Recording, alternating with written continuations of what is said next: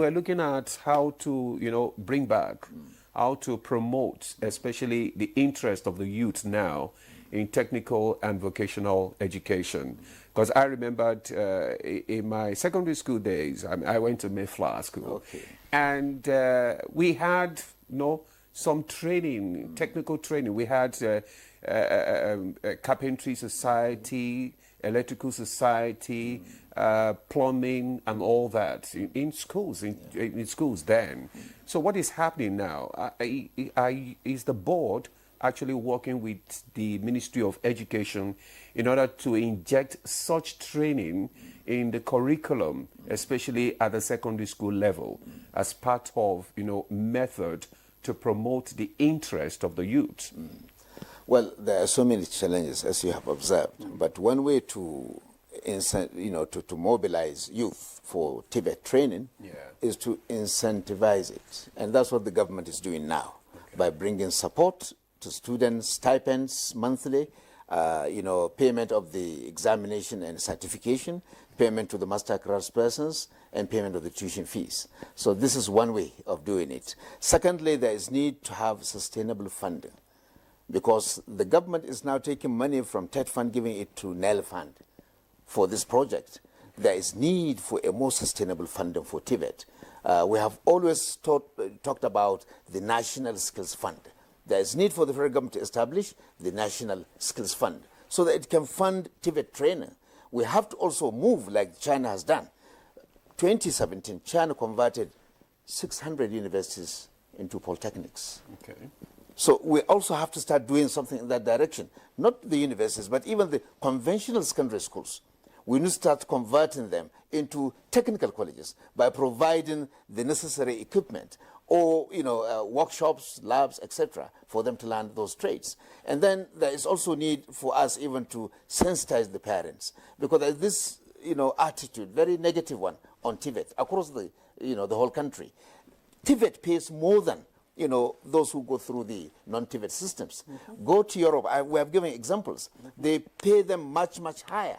But what we need to do in Nigeria is, let us try to standardize. Let us try to issue licenses like they are doing overseas. The informal sector is doing a lot of contribution. But we are now making efforts to formalize the informal. All these roadside practices, the MBT is driving the RPL agenda. RPL stands for Recognition of Prior Learning. I mean, those who have learned through the artisans way on the roadside, we have a scheme whereby we will make an assessment of what competences they have.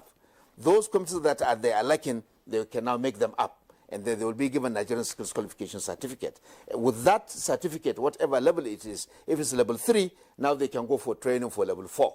And then with that NSQ, they can get an operational license.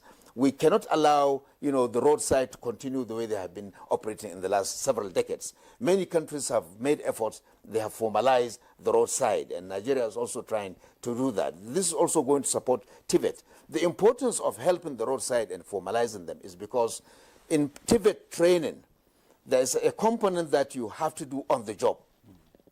If you train as a welder or as a carpenter, whatever training you do in the college or in the VEI or in the skills training center, you must come and practice it on the job, and your assessment will be on the job. If you look for industries... Most of the roadsides are more practical. More practical. Now, in the absence of big industries across the country, because most industries across the country have collapsed, except in the Lagos, Ogun State. That's the only corridor where you have industries. That's the only corridor where you can send students for proper on-the-job training. So outside that corridor, we are recommending let us use the informal sector. I mean, the roadside sector. They are very practical oriented, and they have the skills. So we can take some of these TVET trainees to that informal sector. But the master craftspersons that are going to train them, we are also having a program of upgrading them and certifying them. In the portal, the registration in the portal, there is a section for the master craftsperson.